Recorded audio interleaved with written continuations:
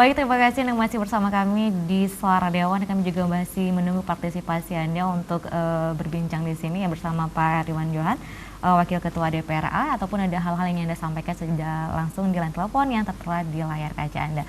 Nah, ini juga sangat menarik karena juga partisipasi masyarakat juga ingin tahu lebih banyak terhadap Dewan ini, apalagi juga tadi Pak sendiri coba mengubah stigma negatif masyarakat pandangan terhadap Dewan menjadi yang hal positif. Artinya juga Dewan ini juga manusia dan Dewan juga pilihan dari masyarakat, baik buruknya itu ya harus diterima ini Pak ya. Nah, kemudian ini juga melihat bahwa Dewan juga salah satunya harus berhadapan dengan mahasiswa ya, apalagi mahasiswa yang berdemonstrasi menyampaikan aspirasi mereka. Nah, saya juga sering melihat dan sebenarnya Pak Ridwan Johan juga sering menyapa mereka. Nah, mungkin langkah-langkah apa ini yang sering Anda lakukan agar mungkin mereka juga dapat mendengar pendapat dari Dewan ini, ataupun bagaimana cara memberikan pemahaman juga kepada mereka? Ya, khusus kalau untuk teman-teman mahasiswa, adik-adik mahasiswa ini kebetulan tanpa menjadi Dewan pun, selama saya berada di luar pemerintahan, saya juga kebetulan dekat dengan mereka. Ya. Banyak teman-teman saya dari kalangan generasi muda, termasuk mahasiswa. Pada saat saya pertama kali masuk ke dunia politik di tahun 2011, juga banyak pendukung saya. Waktu itu Pilkada Wali Kota 2012, ya. Dari 2011 kita mulai berkampanye. Itu mayoritas, hampir semua pendukung saya adalah anak muda, kelompok mahasiswa dan sebagainya, organisasi pemuda. Ya. Jadi sejak itu saya sudah sangat dekat dengan mereka, dan dunia saya pun setelah tamat kuliah sebagai arsitek, saya banyak berkiprah di media, ya, di perfilman, di pertelevisian, di radio, dan itu banyak juga. Jadi pernah buat film ini Pak? Pernah bikin film juga. Film apa ini? Ada ditayangkan di ACTV juga film saya. Baik. Jadi saya sudah dekat dengan mereka. Nah, begitu saya sudah masuk ke Dewan, hubungan itu, kedekatan itu berlanjut. Jadi kalau mereka datang ke DPRA, ya, apakah itu dalam rangka beraudiensi, menyampaikan aspirasi, ataupun berdemo sekalipun, ya alhamdulillah saya tidak ada kekhawatiran untuk kemudian menyambut mereka, mendengarkan apa yang ingin mereka sampaikan. Dan itu salah satu yang menurut saya upaya yang kita lakukan, khususnya yang saya lakukan selama berada di DPRA Aceh, untuk membuka DPRA itu, lembaga Dewan itu, kepada seluruh masyarakat. Kalau selama ini mungkin ada yang beranggapan Dewan itu angker, lembaga Dewan itu berada di Menara Gading, tidak tersentuh dan sebagainya, spesifik, ya, tidak bisa eksklusif, ya, tidak inklusif dengan masyarakat. Itu yang saya coba lakukan. Bahkan banyak saya undang adik-adik dari siswa-siswi SMA untuk melihat langsung sidang paripurna seperti apa, ya. Kemudian ada organisasi-organisasi masyarakat mau bikin pertemuan, tidak ada ruang pertemuan, pakai gedung pertemuan di DPRA, silakan. Ada organisasi agama, ada organisasi pengajian, kampus, sekolah, bahkan ibu-ibu ingin wisata ke Lokme, ke Loknga, pinjam mobil DPRA, bus DPRA kita berikan, karena itu semua fasilitas milik rakyat. Saya ingin lakukan terbuka untuk masyarakat. Kalau perlu seharusnya gedung DPRA itu tanpa pagar lagi, jadi masyarakat bisa berbaur dengan anggota DPRA. Taman yang ada di dalam area DPRA itu bisa untuk masyarakat piknik, seharusnya kan begitu. Jadi taman terbuka juga ya. Iya betul. Kalau perlu ada konser musik di gedung DPRA. Ya, ini menjadi artinya coba DPRA juga merangkul masyarakat, mengajak masyarakat jangan takut ke DPRA, artinya juga DPRA ini juga punya masyarakat. Nah, ini juga melihat pandangan dari Pak Ridwan Johan sendiri bahwa Provinsi Aceh ke depan ini dengan mungkin masih dengan kemiskinannya, dengan berbagai kekurangannya, kita juga masih tergantung dengan provinsi tetangga, ya, dunia pendidikan dan yang lainnya. Mungkin apa sih yang harus dilakukan Aceh ke depannya ini? Saya kira ini mungkin masih perdebatan yang cukup rumit, ya, dari seluruh elemen masyarakat Aceh, ya, baik masyarakat biasa, kemudian dari akademisi, kampus, kemudian dari pemerintah sendiri, baik itu legislatif, eksekutif, ya. Itu mungkin selama ini terus bergulat berdiskursus soal bagaimana Aceh ke depan, bagaimana membangun Aceh saat ini. Sepertinya ada sesuatu yang salah, angka kemiskinan kita tertinggi di Sumatera, padahal kita adalah provinsi yang kaya, misalnya, ya, pendidikan rendah dan sebagainya. Belum lagi dengan dana otsus ini, Pak, ya? Betul, kita punya dana yang besar, dana otsus, dan jumlah penduduk yang tidak terlalu besar, tapi kenapa kita belum bisa bangkit juga, ya. Jadi saya kira kalau menurut analisa pribadi saya, ya, sebenarnya, tapi ini masyarakat boleh berbeda pendapat dengan saya. Semua orang bisa berbeda pendapat. Saya berpikir selama ini sudah on the track, sudah berada di jalur yang benar ya. Mulai dari pasca perdamaian 2005, kemudian lahirnya partai politik lokal, lahirnya undang-undang pemerintah Aceh, MOU Helsinki, turunan-turunannya dan sebagainya. Kemudian 2009 pemilu pertama sekali di Aceh yang melibatkan partai lokal, kemudian juga ada pemilihan kepala daerah dari kombatan, mantan kombatan dari kelompok Gerakan Aceh Merdeka, seperti kemudian Pak Irwandi Muhammad Nazar, kemudian Pak Zaini dengan Pak Muzakir Manaf, kemudian sekarang kembali lagi Pak Irwandi dengan wakilnya Pak Nova. Saya kira sebenarnya kita sudah menuju ke arah yang benar, sudah berada di jalur yang benar. Hanya saja mungkin dalam perjalanan ini ada 1-2 hambatan, 1-2 gangguan, ya itu dimanapun pasti ada. Ya. Tapi gangguan ini kalau bisa kita minimalisir, ya. Ini tugas kita bersama, termasuk saya juga punya tanggung jawab dan perhatian concern yang tinggi terhadap persoalan ini adalah masih tingginya angka korupsi, tingginya angka korupsi di Aceh di setiap level, di setiap sektor. Ya mulai dari level kita katakan level tertinggi pemerintahan provinsi sampai kabupaten kota sampai tingkat desa banyak terjadi pelanggaran dana desa misalnya.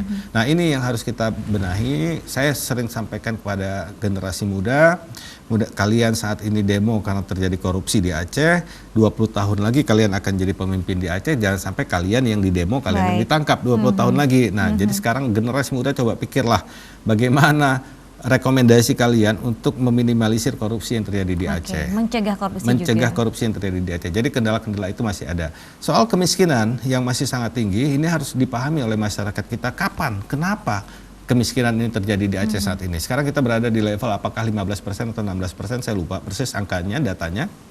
Saya tidak ingat secara detail poinnya, tapi mungkin masih 2 digit ke atas, di atas 15%. Bahkan di tahun 2002 itu kita mencapai 20% lebih ya, 23% kalau saya nggak salah angka kemiskinan di Aceh. Dari tahun 2002 angka kemiskinan di Aceh itu menjadi 23%, itu meledak karena konflik Aceh waktu itu. Terjadi darurat militer selama 2 tahun di Aceh, kemudian terjadi perang terbuka di tengah masyarakat, ya bukan hanya di hutan atau di perbukitan atau di kampung, tapi juga di kota Banda Aceh. Kita juga nggak berani keluar kota, keluar rumah karena setiap hari ada sweeping, setiap malam sudah suasananya mencekam dan sebagainya. Itu sangat mengganggu perekonomian, sangat mengganggu investasi, mengganggu pendidikan, sekolah dibakar dan sebagainya. Jadi saya bisa simpulkan perang 1 tahun itu harus dibalas. Untuk bisa kembali ke situasi normal itu butuh waktu 10 tahun.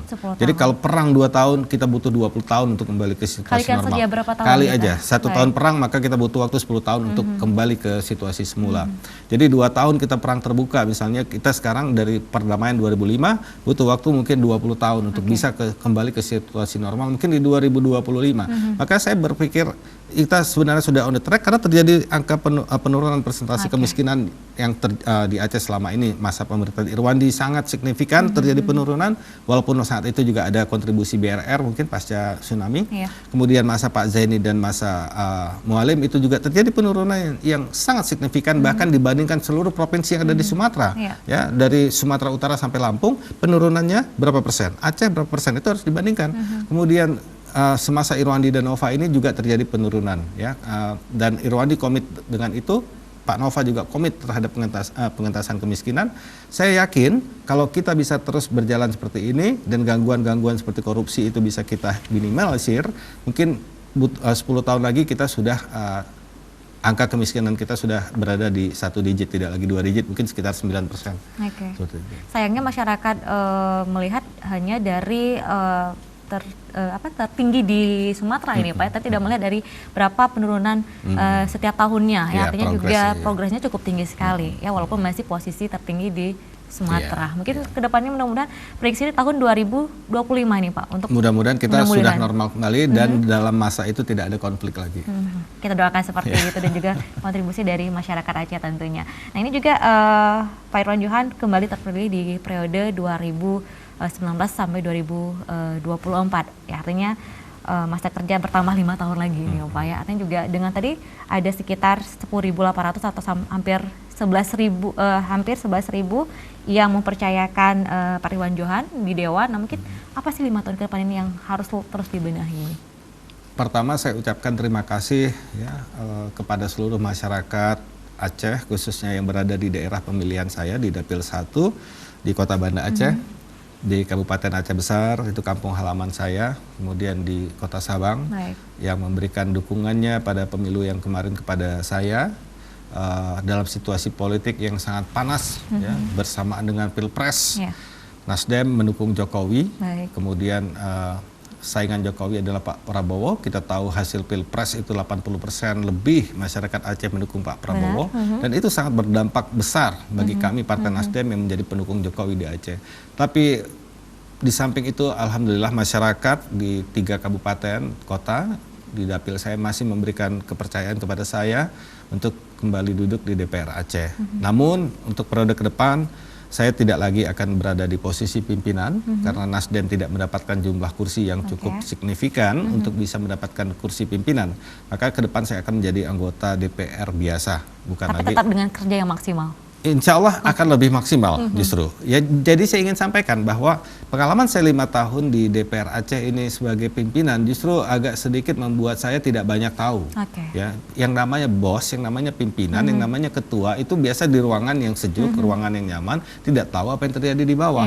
Gitu kan. Misalnya pembahasan-pembahasan di level komisi, pembahasan-pembahasan di Banlek, di Badan Legislasi soal kanun dan sebagainya. Saya tidak ikut terlibat dalam menyusun ayat per ayat, pasal per pasal misalnya, kemudian membahas dengan mitra kerja misalnya antara Komisi 4 misalnya yang bidang infrastruktur dengan PU. Apa perdebatan yang terjadi di sana?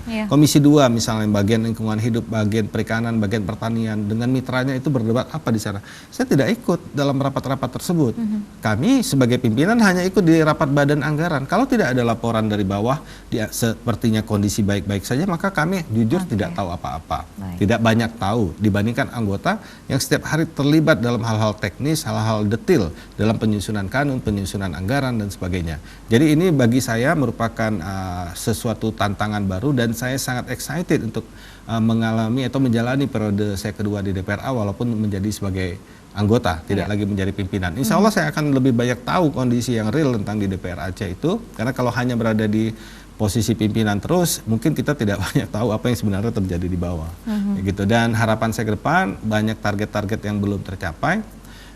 Saya akan coba kejar ya, salah satunya misalnya usulan saya tentang kanun tentang kelistrikan gitu ya, kanun tentang pertanahan, tentang tata ruang, kemudian juga misalnya kanun transparansi yang tahun ini sudah masuk dalam prolega dan mudah-mudahan bisa selesai, tapi kalau tidak selesai berarti kanun ini yang harus saya kejar untuk penyelesaiannya, karena transparansi ini adalah satu modal penting bagi pemerintahan yang bersih, clean government, good governance di Aceh, dan itu adalah modal bagi jalannya pembangunan dengan lebih baik gitu. Transparansi ini Aceh termasuk salah satu provinsi yang belum punya perda tentang keterbukaan informasi publik. Itu yang sangat kita sayangkan dan sangat merasa aneh. Padahal Komisi Informasi Aceh kinerjanya sangat baik dan sering mendapatkan penghargaan tingkat nasional, tapi kita tidak punya kanun keterbukaan informasi publik. Gitu. Dan itu menjadi target Pak Ridwan sendiri untuk jabatan berikutnya? Ya, karena itu salah satu yang saya cita-citakan adalah bagaimana Aceh ini bisa bebas ataupun paling tidak berkurang angka korupsi di Aceh agar masyarakat bisa jadi lebih sejahtera. Maka banyak yang harus dilakukan, misalnya perubahan sistem, kemudian juga ada dukungan dari regulasi-regulasi.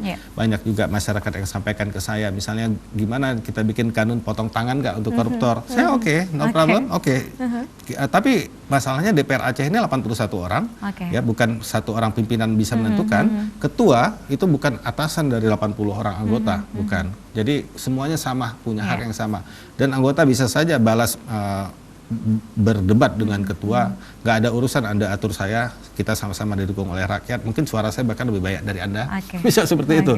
Nah berbeda dengan di eksekutif, gubernur, sekda dan sebagainya, wakil gubernur, kepala dinas dan bawahannya itu pasti semua siap hormat pada atasan, patuh dan taat apa yang diperintahkan atasan.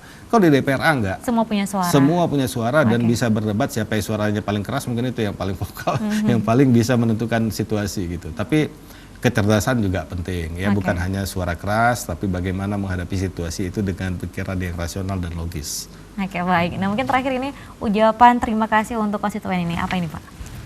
Ya, saya merasa sangat bahagia atas dukungan masyarakat untuk periode kedua ini.